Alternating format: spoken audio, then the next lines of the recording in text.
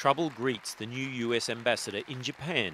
China's ratcheting up of its territorial dispute with the country dominated her welcome at this American Chamber of Commerce luncheon. Unilateral actions like those taken by China with their announcement of an East China Sea air defense identification zone undermine security and constitute an attempt to change the status quo in the East China Sea.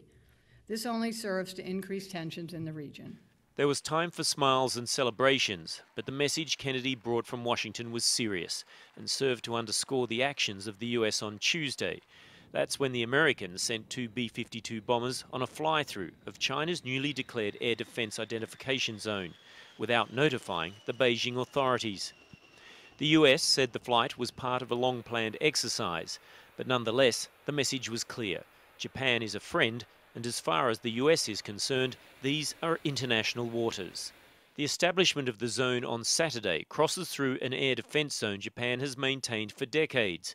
It's been viewed in some quarters as an attempt by China to impose its authority on the region, while the US works on closer ties with its Pacific allies. But Japan is having none of it.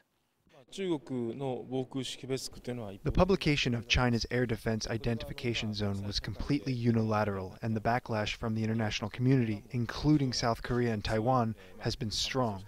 We would like to see this zone retracted as soon as possible, as we cannot accept it in any way. And I believe the United States is working from the same standpoint. China's decision affected Japan's airlines. At first, they agreed to comply with instructions by China that they maintain two-way radio contact and identify themselves if they wish to fly through the zone. But then, the government issued instructions for them to ignore China.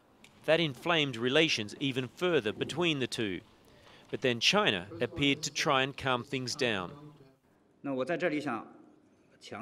I want to stress that China's establishing of the Air Defense Identification Zone in the East China Sea is the exercise of the right of self-defense. It targets no particular country. Therefore, we hope that relevant countries need not be alarmed, panic, or take it personally.